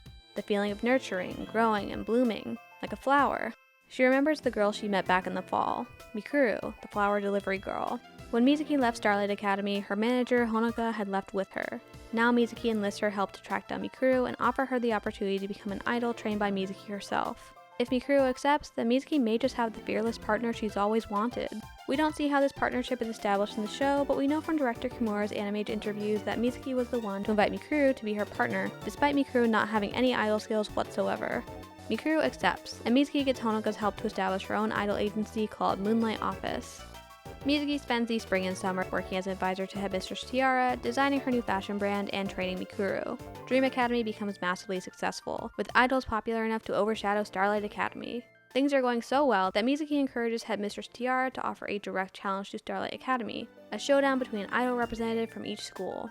Starlight Academy accepts this challenge, and Dream Academy reveals their new secret weapon, the debut stage of an extremely talented new student named Otoshiro Seira. After Seira's incredible performance, Mizuki jokes to Tiara that the only factor that could threaten their victory would be the long-awaited return of Ichigo. The next day, as if summoned by Mizuki's words, Ichigo appears on stage to represent Starlight Academy. Mizuki watches Ichigo's performance with Tiara from the privacy of her office. She's interested in the fact that Ichigo achieved a draw with Seira, showing clear development in her skills. The next day, she catches a glimpse of Ichigo, Aoi, and Ran investigating the school. Ichigo's return has already spurred them into action, and Mizuki is happy to see that the Soleil members are interested in the students she's been helping to cultivate. The next big event Mizuki takes an interest in is the Red-White Aikatsu battle, a New Year's Eve broadcast that will feature Dream Academy students for the first time. Mizuki is present at the studio in a professional capacity, but she also looks forward to the possibility that she'll see Ichigo and her friends there. She asks the senior artist to treat her juniors well if she sees them, and takes a break in one of the auditoriums. Mizuki isn't surprised when Ichigo soon shows up and reveals that she's been looking for her. Mizuki admits that she's a few months late to welcome Ichigo back to Japan because she'd wanted to do it in person. She's been as busy as ever after all. Aoi and Ran arrive and Mizuki invites them to talk. She sits in front of them, facing away to hide her expressions. It's still not easy for her to show how happy she is to see them for the first time in over a year. She tells them how she made her decision to work at Dream Academy, and that her goal is to improve the idol industry as a whole. She's about to say that no matter where they are, they're still rivals, but Ichigo finishes her sentence with friends instead. Mizuki is caught off guard. She didn't expect Ichigo to still feel so close to her after over a year spent apart. Touched, she agrees that they're still friends. Mizuki gives Ichigo the gift of a new costume for her upcoming performance with Seira, and decides to trust Soleil with a hint at her true intentions, making idols of her own. She takes her leave then, making sure that they promise not to tell anyone about her role at Dream Academy. As Mizuki heads back to the school, she reflects on how important the new year will be as a brand new test of her skills. As Mizuki prepares to finalize her training with Mikuru, she begins to wrap up loose ends at Dream Academy. She supports the growing relationship between Ichigo and Dream Academy star student Seira. She also takes notice of Seira's student producer, Saigusa Ki. Ki is a major factor in Seira's success, but she's being pushed to try being an idol herself as well. It's difficult for Ki to put herself first for once, and Mizuki sees herself and Ki's struggle to balance her needs against those of someone else. Although she's never revealed herself to a student before, Mizuki knows that her time at Dream Academy is ending, and she decides to give Ki advice personally. She finds Ki's genuine love for Seira to be very endearing, and praises her talent as a producer. She says, "Seeing brilliance in other people is not only a wonderful thing in and of itself, but it's also a sign that you can be brilliant yourself. I'm sure Sarah understands that, which is why she's trying to motivate you to shine for your own audition. It's because she likes you. If you can shine, you'll make her happy. Doesn't that make you want to work hard? This advice gets through to Ki, and Mizuki attends her first idol audition to see the results of her hard work. She is proof to Mizuki that her own new philosophy of helping others is compatible with her role as an idol. It's possible to do both and still succeed, perhaps even more than she was able to before. Admiration for another person has always been a strength in Mizuki's eyes, so why can't she admire someone standing right next to her? The final event that Mizuki oversees for Dream Academy is the combined Star Dream Festival and Carnival, a 2-day open house for each school, capped off by a competitive performance between them. Mizuki watches the news closely, happy with the level of rivalry that's grown between the two schools. If she had been a Starlight Academy student under these conditions, she would have had far more opportunities to exercise her competitive drive. Now though, she sees this competition as the perfect backdrop to surpass her old limits. With Mikuru at her side, she is ready to show off the results of her production work. She's ready to show both Orihime and Tiara that she is the real master at seizing the public's attention. As the first step to her new debut with Mikuru, Mizuki holds a secret comeback concert. The concert also serves as the launch of her new fashion brand, renamed from Love Queen to Love Moonrise, and Mikuru attends the performance backstage. It's Mizuki's second time re-debuting after a year of hiatus. Mizuki is happy to be back to her idol work, and even happier to find out that Ichigo has found her own idol to raise. Ozura Akari is a Starlight Academy transfer student personally scouted by Ichigo and is already making headlines for her unlikely acceptance. Mizuki sees that this is a sign that Ichigo is on the same path as her, raising her own idol from scratch just like Mizuki is raising Mikuru. She realizes that with all the competition being fostered in the idol industry, she wants Ichigo to become more directly involved. She wants Ichigo to be the one to propel her forward just like she's done so many times before. In order to push her into action, Mizuki finds Ichigo after work to talk about Akari. They reminisce about the parallels between Akari's relationship to Ichigo and Ichigo's relationship to Mizuki. Mizuki is proud of the fact that she's using what she's learned about collaboration from Ichigo to start a brand new chapter in her career. She also wants Ichigo to be the first one to hear about Mikuru. She tells her that she'll be debuting in a new unit with a new partner under her very own agency. She values Ichigo's reaction to this news, saying, "It's true that you won't be the one standing beside me when I take the stage again, but you're my..." She stops herself when she catches Ichigo's disappointment, remembering that Ichigo would probably be hurt if she called her a rival rather than a friend or partner. She tries to reassure her instead. "I'm sure your destined partner is somewhere out there, waiting for you." Ichigo's disappointment at once again failing to become her partner is obvious to Mizuki, so she ends the conversation by subtly inviting her to meet Mikuru. She disguises it as a food truck recommendation, something Ichigo is likely to be interested in. Mizuki goes back to her agency to continue her training, and later that day she catches Ichigo and her friends spying on her practice with Mikuru. She's glad that Ichigo actually showed up to investigate her new partner, and is proud to announce to the group that they'll be debuting very soon. Although Mikuru is still working part-time at her flower shop, Mizuki has accepted the limitations on her availability as a challenge. Mikuru is worth it. She turns out to have the same sunny, outgoing disposition as Ichigo, just with a lot more of Mizuki's own competitive drive. Mikuru is able to meet Mizuki's expectations fearlessly, and doesn't idolize her too much to question her or contribute her own ideas. Mizuki loves the whimsical perspective granted by Mikuru's experience as a florist and gardener. She's able to inject new life into Mizuki's creative process just by willing to compete alongside her. When the two of them debut as Double M, Mizuki feels truly reborn. Finally, she has her partner. She has someone to rely on and invest in and build a future with. She has the tools she needs to catch up to Masquerade. It's a cathartic experience for her, and she treasures Mikuru greatly. No matter how inexperienced her new partner is, Mizuki will be there to help her every step of the way. Double M debuts just in time to enter a new Starlight Academy and Dream Academy combined event, the Partners Cup. Inspired by Masquerade's legacy as a duo, the competition allows any pair of idols to enter and compete. As the days leading up to the contest pass, Mizuki is happy to catch a glimpse of Yurika and Kaede reconnecting as partners themselves. It gives her a sense of closure to see them moving on without her, and she's able to feel a little less guilty about leaving them behind. Ichigo and Seira turn out to be another pair entering the Partners Cup, and Mizuki isn't surprised when they show up at her studio. They're looking for insight into her relationship with Mikuru, and Mizuki is happy to tell them the story of how they first met. The atmosphere at Mizuki's agency building is so cozy and relaxed that Ichigo compares them to newlyweds. Mizuki and Mikuru find this funny, and they playfully tease Ichigo and Seira about their own chemistry.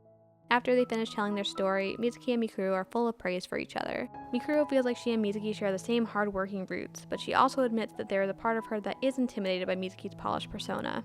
Mizuki is used to this kind of dynamic though, so it doesn't faze her at all. They wish Ichigo and Seira luck in the competition and send them on their way. The pair continue to train up until the Partners Cup arrives, and they are the first ones to perform. Their score ends up being slightly below the maximum possible total, making them early leaders. Then all they can do is wait for the results backstage. Mizuki has picked up flower arranging as a hobby from Mikuru, and she uses her bouquet to help Mikuru relax. Her partner is anxious because she doesn't have enough experience to know which units pose a threat to them, and the lack of insight into the potential results bothers her. But Mizuki explains that just like her flowers, Double M had been in full bloom for their performance. In other words, they had done their absolute best. And if another group were to surpass them, they just have to start over from seeds again to bloom even more in their next performance. This metaphor reassures Mikuru, and she's invigorated when Mizuki predicts that there will be at least one more pair who is able to match them that day. Mikuru has fun with the idea of competing against a close rival, and Mizuki directly tells her that she loves that side of her. Ichigo and Seira end up being the pair to challenge Double M's lead, but they fall just short of beating them. Double M has their first victory in the bag, and the first thing they do is find their rivals to congratulate them. Although Ichigo and Seira are a little disappointed by their loss, Mizuki encourages them by pointing out the unpredictable nature of a partnership. From Mizuki's perspective, working together means slowing down to align yourself with another person. Therefore, there was no way to know if Mizuki and Mikuru would end up progressing faster, or if Ichigo and Seira would be able to overtake them. It's meant to be encouragement for the other two girls to continue working together, but Mikuru makes sure to interject that she and Mizuki could run to the ends of the earth together. Mizuki agrees with her, and they end the conversation with Mizuki inviting Ichigo and Seira into a more direct rivalry, and Mikuru promising to keep up Double M's lead whenever they next compete. Double M becomes very busy after the Partners Cup, shooting promotional videos, preparing for the next album, and appearing on radio shows. Mikuru isn't used to the workload yet and looks for opportunities to relax, while Mizuki packs even more work into their schedule. She isn't bothered by Mikuru's resistance, proudly telling her that it's all necessary. When Mikuru asks how she keeps up with it all, Mizuki says, "I just have to. Who else will bring the Aikatsu world to the next stage?" Mikuru is surprised by Mizuki's sense of duty to the idol industry and the scope of her ambition. Their unit has already risen to the top of the idol unit popularity ranking, though to her it seems like they're already about as successful as they could hope to be. In order to give Mikuru a goal to work toward, Mizuki shows her the individual idol popularity rankings. Mizuki is at the top, as she always has been, but Mikuru hasn't broken into the top 20 yet. She's off the list entirely at 21st place. This is disappointing to Mikuru because she's used to her gardening shop being ranked number 1 for her talent with flowers and pleasing customers. She shares Mizuki's desire to dominate her competition, so even when Mizuki praises her for rising up the ranking so quickly, she's still dissatisfied with her current placement. Mikuru expresses a desire to catch up to Mizuki, which is exciting for her as usual. But rather than simply defending her status as top idol, Mizuki now says that she'll just have to aim for an even higher objective. Mizuki notices that Ichigo and Seira have claimed the number 2 and number 3 spots on the ranking respectively, and sees an opportunity to engage with their rivals. She challenges Mikuru to make it into the top 10 in the next month's ranking, explaining, "I want you to get closer to me so the scenery we see is the same." Mikuru asks what she'll see when she accomplishes this, but Mizuki refuses to tell her. This mysterious challenge successfully motivates Mikuru, who comes up with the idea of holding a solo concert to help boost her popularity. Mizuki approves of this, but also suggests that she gets a premium costume in order to impress her audience. The only problem is that Mikuru has her heart set on asking for a costume from her favorite designer, who happens to be out of the country. Mizuki happens to have a personal connection to this designer, so she comes up with a secret plan to get Mikuru in touch with her. Double M goes on a press tour ahead of Mikuru's concert, focusing on promotion for Mikuru rather than Mizuki and building up Mikuru's confidence to do her own solo interviews. Once these interviews begin airing, Mizuki calls the designer and asks her for a favor. She instructs her to order her favorite flower from Mikuru's gardening shop and have it delivered to her upcoming party when she returns to Japan. The designer agrees, and Mizuki keeps the arrangement a secret. For the next few days, Mizuki watches Mikuru balance her idol work and her gardening job as she tries to complete the designer's complicated order in a very limited amount of time. It's a difficult challenge, and Mikuru struggles to get through all of her tasks without sacrificing the quality of her work, but the extreme circumstances only make her feel more motivated, something Mizuki takes pride in. Certain that the results of Mikuru's effort will be enough to impress the designer, she attends her party to wait for Mikuru to deliver the flowers.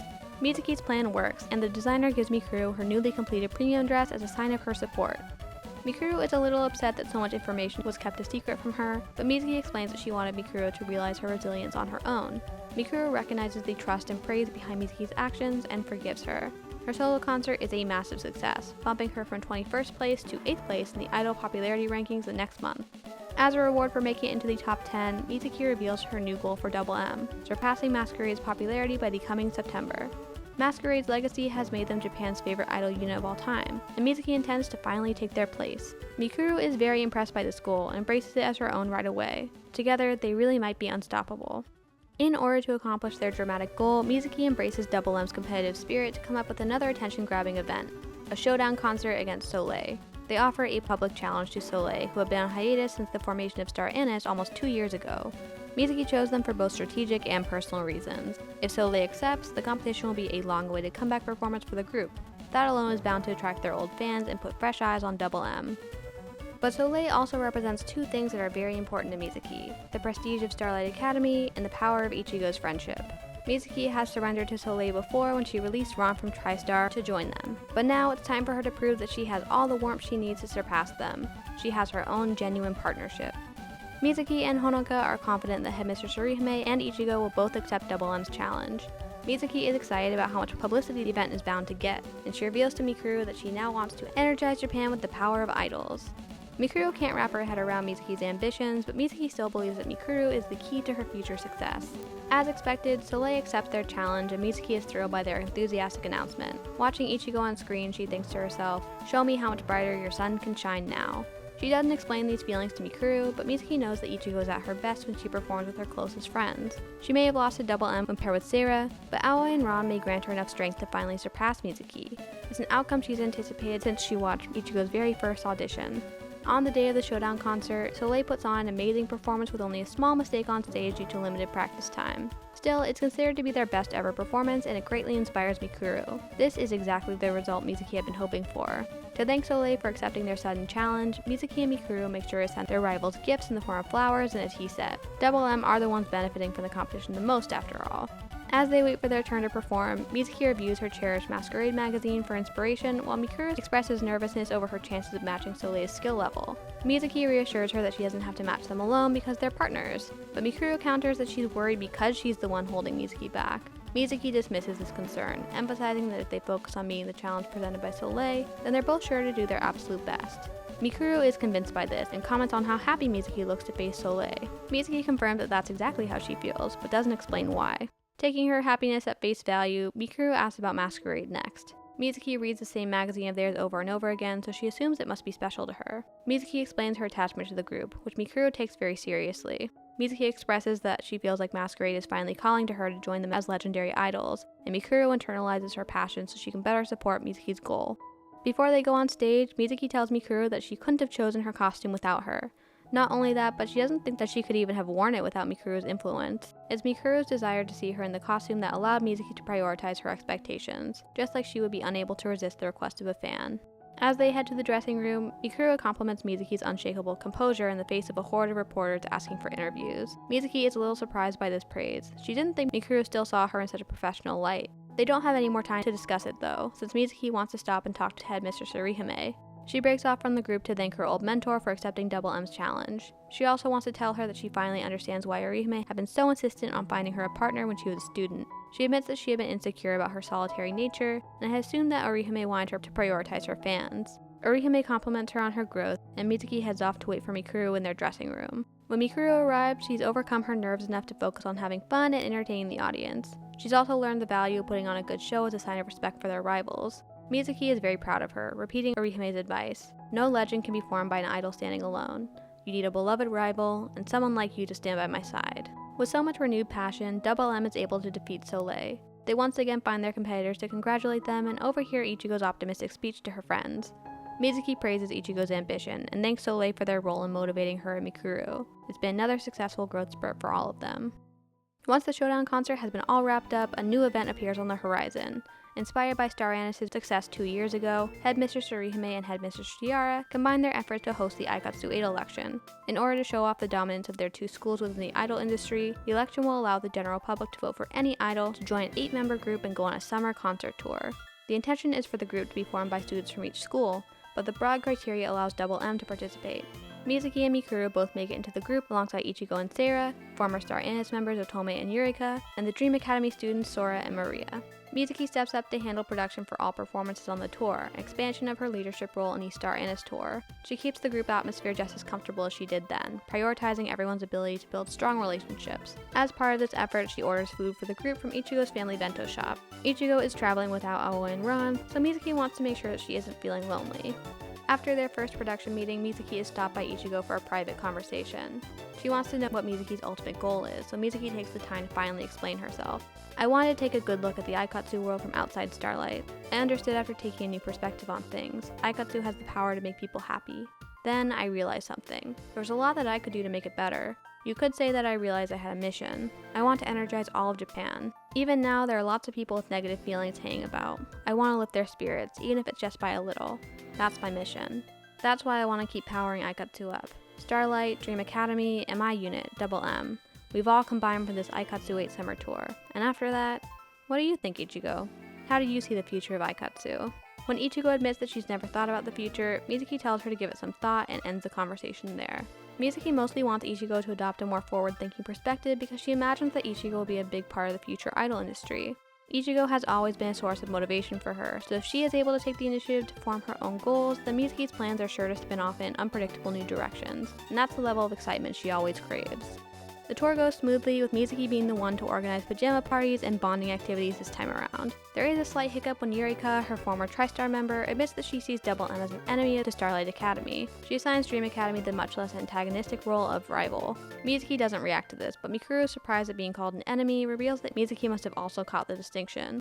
Later that night, she's grateful to see Ichigo and Sarah checking on Mikuru during her training. It would be a bad sign if her group members actually considered Double M to be their enemy. Mizuki puts the lingering tension in the back of her mind, focusing on creating a positive atmosphere for the group for the next couple of months. As the tour ends and the group prepares to split up, Ichigo issues a challenge to Mizuki. She says that she thought about the future of the idol industry, and Mizuki is eager to hear her plans. Ichigo admits that she still doesn't know what her full story will be, but she wants to surpass both Mizuki and Double M by September, the same deadline Mizuki had set for Double M to surpass Masquerade. Coincidentally, Mizuki had already been planning another big event to accomplish that goal. If Ichigo and Sarah have come to the same conclusion, then Mizuki is certain that she's found the means by which to finally surpass her idols. Once they return to their regular activities, Mizuki meets with Orihime to pitch the Twinkle Star Cup. She explains, "I want Double M to face off against the strongest unit possible, one formed by drawing its members from both Starlight Academy and Dream Academy. I learned a lot from the Partners Cup and my battles against Soleil. In particular, I learned what we were missing. We were missing the larger wings we needed to energize all of Japan, and we'll need a showdown of epic proportions to get them. It matters not who you choose. Mikuru and I will accept the most capable opponents you can bring us."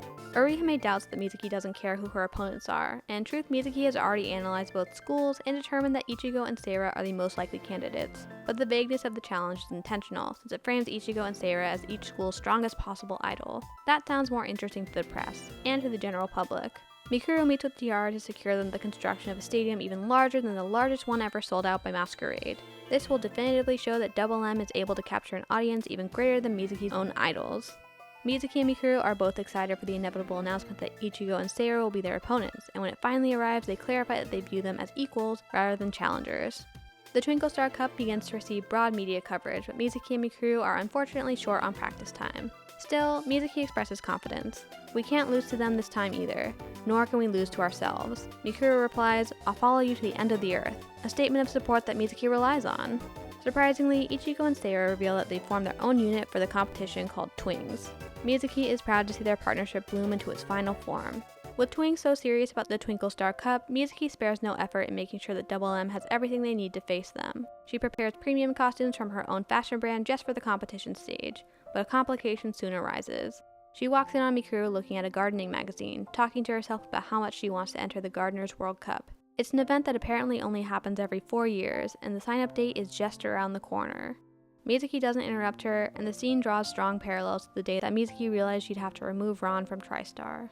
Mizuki immediately makes the connection. There was once a time when she stood in the way of Ron's true desires, and now she's right back in the same situation with Mikuru. It's a heartbreaking realization for her. Mikuru has given her a dream come true, and now the only way to honorably repay her is to sacrifice that same dream. Mizuki's voice actress Kotobuki Minako describes her perspective on Mizuki's feelings for Mikuru in the Aikatsu official guidebook. "I was really in love with her. Mikuru always has the important qualities that Mizuki seems to lack in her life in the entertainment industry. I felt that Mizuki was probably saved there. For Mizuki, I think Mikuru was the person who truly changed her."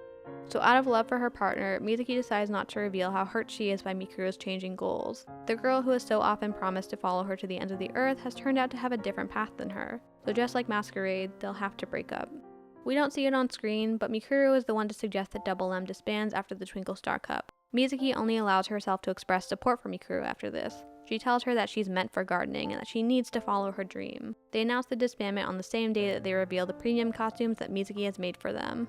Mizuki and Mikuru are expecting Ichigo and Sarah when they show up to ask about the sudden news. Mizuki plays a supportive partner perfectly, cheerfully telling their rivals that they're breaking up for an important reason. She lets Mikuru explain her decision, interjecting with supportive comments. She makes a show of praising Mikuru for her passion, and slipping in that she feels guilty for forcing Mikuru to follow her dream. But she's not prepared for Mikuru to say that she actually has claimed Mizuki's dream as her own, just in addition to her pre-existing gardening ambitions. Mizuki continues to praise Mikuru in front of their guests, boosting her partner's confidence and convincing everyone that she has no negative feelings about their upcoming disbandment. She does admit to Ichigo that she's not sure what she'll do after the Twinkle Star Cup, a confirmation that she has truly been caught off guard by this development. After Ichigo and Seira leave, Mikuru thanks Mizuki for not stopping her. In a slightly more honest response, she says, "I'd never be able to stop your sparkling eyes." After they end practice for the day, Mizuki finds Mikuru sketching concepts for her garden competition entry. The contest theme is Moonlit Garden, so she naturally draws her inspiration from Mizuki. She explains her idea. "It's not only under the sun that flowers shine, they can also shine under the night sky. I want to make a garden lit by the moon." Mizuki is touched by this tribute, and Mikuru is able to prove that Mizuki really did make a big impact on her during their partnership. The Twinkle Star Cup arrives the very next day, and Double M are first to perform. They wish Twins luck as if they were all teammates, and Mizuki makes no final confession before they go on stage. They put everything they have into their performance, and the audience is overwhelmed by emotion. Backstage, Mizuki asks Mikuru if she gave it her all, and Mikuru says yes. However, with her competitive drive spent, she soon begins to cry. She hugs Mizuki and thanks her sincerely. Mizuki can't help but start crying as well. She's fulfilled her dream of catching up to Masquerade, and now, right on cue, she's following them into a tragic breakup. Once they've calmed down, Mizuki and Mikuru watch Twings from the audience to see the full impact of their performance. A nationwide vote is carried out online, and both units report to the final results stage. Mizuki and Mikuru watch the scores tally seriously, and they're shocked when Twings is revealed as the winner. They recover quickly though, and congratulate their rivals on their victory. As Mizuki stands on stage next to Mikuru, her first loss under her belt, she begins to feel like she's finally done it all. She has lived Masquerade's entire legacy, surpassed their greatest achievements, and now she has even known defeat. What more could there possibly be for her to do as an idol? What else could her audience possibly want from her at this point? As Mizuki reflects, staring out at the thousands of people in the crowd, Ichigo's victory speech catches her attention. The MC asks Ichigo if she has a new goal now that the Twinkle Star Cup has ended, and she says that she still has a ton of goals. In fact, for Ichigo, a new start is just around the corner. Unlike Mizuki, who has just spent her last dream, Ichigo is overflowing with them. Mizuki is last to give a closing speech, and she takes the microphone from the MC to properly address the audience from center stage. With an air of finality, she says, "I'm glad I decided to be an idol. In all of my years on stage, I've had the same wish. I wish that my singing, my dancing, could bring joy to as many people's hearts as possible. And now there are so many people who have come all the way here to watch our concert, who have smiled from our singing, our dancing. That is my greatest happiness. I have now done Aikatsu on the greatest stage with my greatest rivals with the greatest passion. Today, my dream has come true. But my Aikatsu is not over. The fire within me is ever burning. Just as the countless stars adorn the night sky, endless dazzling idols cast their light upon the Aikatsu stage. Among them are the faint stars destined to light up the future. So long as you continue to smile for us, Aikatsu will never die." Mizuki presents Twins with their trophy, and the competition is officially over. She finds Arihime and Mia, who Mizuki finally gets to see as Ringo, Ichigo's mother. She thanks them for inspiring her, and then goes to meet up with Mikuru. They share a handshake, and Mizuki promises to support Mikuru in her new dream. But when Mikuru replies that she wants to return to being an idol one day as Mizuki's rival rather than her partner, some last remnant of resolve breaks in her. Mikuru reveals that she's been jealous of the motivation Twins was able to gain from competing against Mizuki. Mizuki, stoic as ever, maintains her smile. She tells Mikuru that she's excited for her, and Mikuru asks about all the dreams Mizuki must still want to pursue herself. Mizuki can only summon the strength to say that her hopes are on Ichigo. Just like when she was rejected by Ran, Mizuki's old wounds are inflamed by Mikuru's rejection of her partnership. It hurts her in ways she'd never willingly express. It hurts her enough to make her give up on everything she's built up to that point. Mizuki has embraced competition her whole life, but she's had to learn how to let people into her heart. It's taken a lot of trial and error for her to find someone who could keep up with her, who understood her and wanted to share the burden of her ambition, who promised her over and over that they'd run to the end of the earth together, hand in hand. The breakup is hard for Mizuki because it's a breach of her trust. She doesn't blame Mikuru, of course. She places all of the blame on her own flawed judgment. She supports Mikuru all the way to the end, even promising to take care of her pet ferret while she's away at her gardening competition. But she doesn't want to see her off at the airport. She doesn't want to say goodbye. She tries to lie and say that she can't go, but Mikuru is able to convince her. When she gives Mikuru one last handshake and watches her plane take off, she wears a blank expression. And as soon as the camera zooms in to catch her without her mask, she's smiling again. Mizuki can't do anything but go back to Moonlight office and her usual work. Honoka is there, but the building is otherwise empty and quiet. Down the street, Mikuru's gardening shop sits quieter than usual as well. Mizuki's melancholy is interrupted by an invitation from Orihime to attend a Starlight Academy concert, which they watch together from a VIP booth. Mizuki praises Ichigo and her friends on stage, and Orihime hands her a pitch for a massive solo concert she's planning for Ichigo. She explains that she wants to raise Ichigo to the next level of her career, and invites Mizuki to participate because of their long history together. But rather than an opportunity for growth, Mizuki sees the project as her chance to escape. Ichigo is already right behind her in the idol popularity rankings, and if she's going to reach the next level, then she might as well take Mizuki's place. After the concert, Mizuki reflects on how close her long-awaited defeat feels. The Twinkle Star Cup had been a loss for Double M, but she still sits at the top of the rankings, just as lonely and uncontested as ever. Head of series composition Yoichi Kato compared this phase of Mizuki's life to his own history of depression, and you can see why. Mizuki's idol career has begun to lose its meaning, and it fills her with a profound sense of emotional numbness. Mizuki spends a couple of days thinking after Ichigo's solo concert is announced to the public. She wants to come to a final decision, and texts Ichigo in the middle of the night asking to meet at the venue the next day. It's the same venue where Ichigo first attended one of her concerts, chosen purposely by Orihime to inspire her. When she arrives, Mizuki congratulates her for being chosen for such a huge project. But when Ichigo personally asks her to perform together, Mizuki has to reject her. Ichigo is the only person left who she trusts with her true feelings, and she has decided that she wants her to be the first person to hear her news. To be honest, I'm thinking of quitting being an idol. Mizuki started off with her usual serious expression, but when Ichigo immediately becomes upset, she softens her approach. I think I burned out. For years, I've devoted myself to enlivening Aikatsu. It was to thank Aikatsu for giving me a place to belong. I feel that my duty has been fulfilled. And it goes without saying, but it takes a lot of work to maintain my status as the top idol. Ichigo, I want you to bring out the full potential of the Great Starmia Ichigo Festival. If you do, you'll pass me for the top spot in the Aikatsu ranking. Ichigo tries to challenge this belief, but Mizuki is undeterred. I can tell. If you succeed, Ichigo, you'll become a true top idol, and when you do, I'll be able to step off the stage with no regrets. Ichigo tries to protest, so she becomes serious again. I've been waiting for you. Looking back, I've been waiting for you ever since I first saw you. I'm not handing over the title to you. I want you to take it from me. Create your era, Ichigo. Mizuki knows that this is upsetting for Ichigo to hear, so she leaves before she has a chance to formulate a proper response. If Orihime is willing to dedicate the same resources, the exact same stage, to Ichigo that she wants devoted to Mizuki, then there's no doubt that Ichigo is capable of overtaking her. All that's left to do is tell Honoka her plan to retire and wrap up the last of her obligations as an idol. She doesn't contact Ichigo again, unwilling to admit just how sad and afraid the end of her celebrated career makes her feel. The concert is scheduled for December 13th, and Mizuki plans a full day of distractions to keep her mind off of Ichigo's imminent rise to top idolhood. She does things that she's always been too busy to do, going to a sweets buffet, shopping, and bungee jumping. It's a nice day, and she's surprised to see Ozora Akari bungee jumping alongside her. What's even more of a surprise is that Akari is there to convince her to attend Ichigo's concert. We don't get to see this conversation play out, but Akari is successful. Mizuki allows herself to be escorted to the VIP booth of Ichigo's Great Starmia Festival. Mizuki is immediately greeted by Mikuru when she arrives, but Mizuki only gives her a polite greeting in return and chooses to sit apart from her. She hadn't known that Mikuru was even back in the country, and she's not in the mood to reconnect with her at the moment. She's too focused on watching another beloved accomplishment of hers crumble before someone she's put her faith in.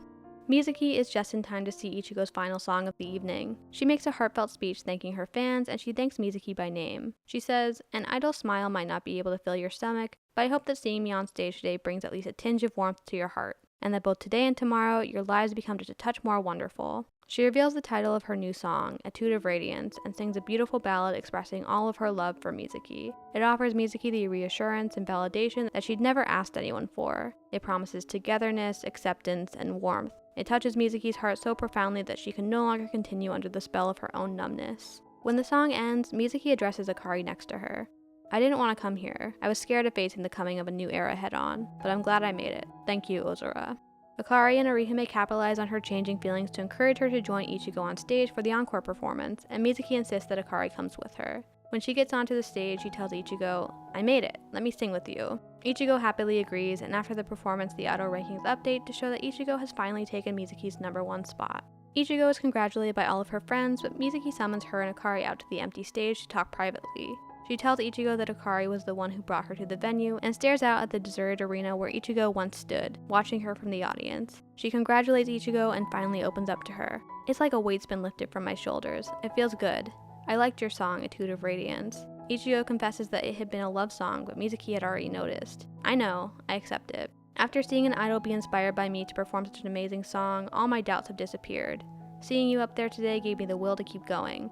You made me feel like I could continue to be an idol. Remember when I told you to catch up to me long ago? Right now, you stand where I once did. In order to keep your spot, you'll endure many travails.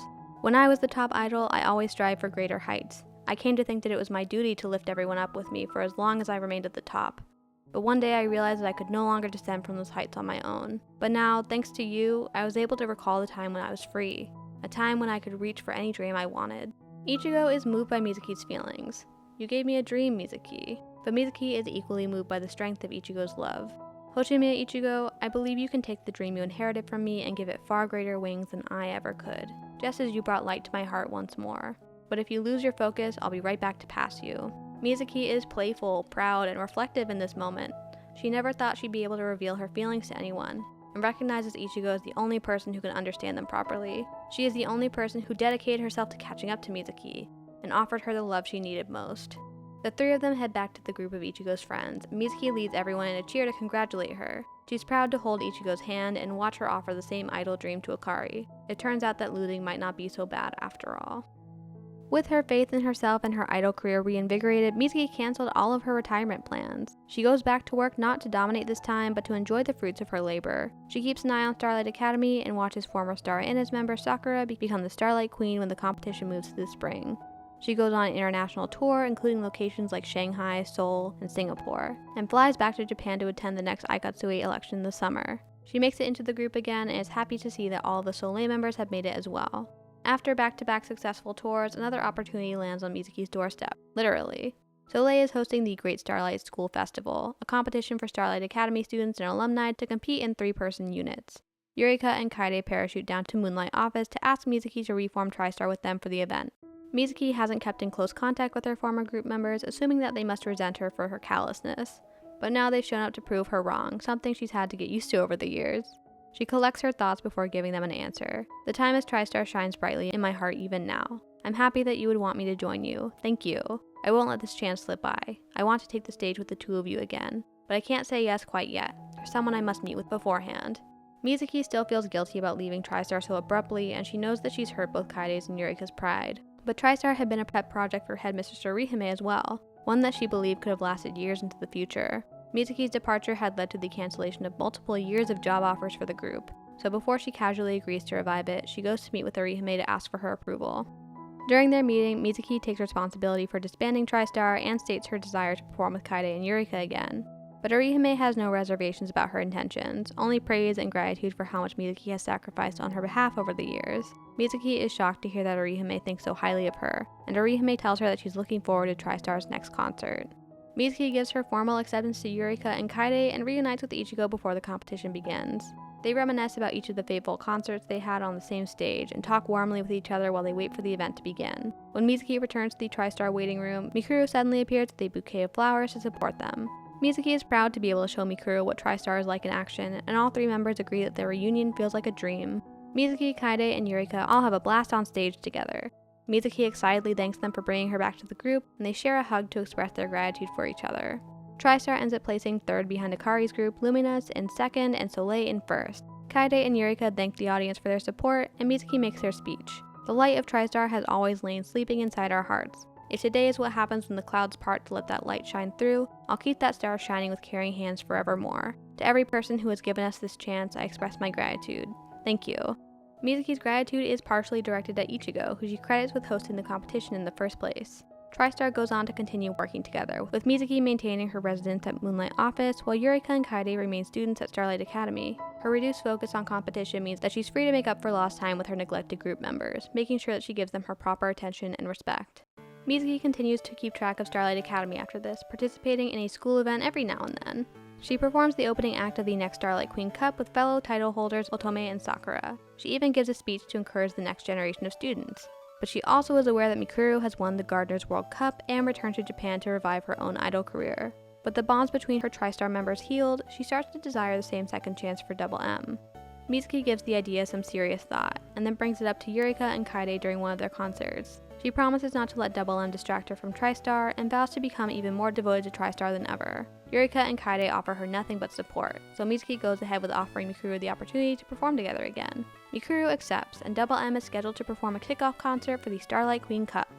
As they prepare to go on stage together again, Mizuki talks with Mikuru.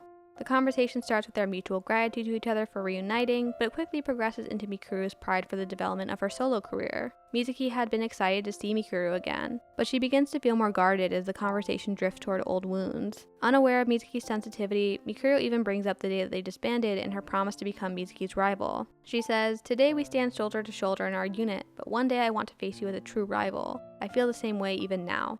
This confession threatens Mizuki's heart all over again, and she quickly shifts gears from the celebratory atmosphere they started with. Honoring Mikuru's feelings, she conceives her dream of reviving their partnership.